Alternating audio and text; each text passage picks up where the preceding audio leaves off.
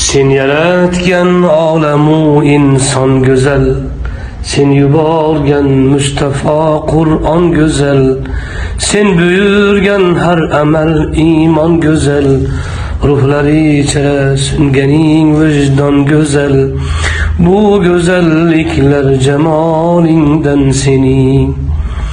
Her işin, her sözü ahkaming büyük, hem cezaing hem de inaming büyük, kılganing insonga ikraming büyük, cennetingdek dini İslaming büyük, bu büyüklükler celalingden senin.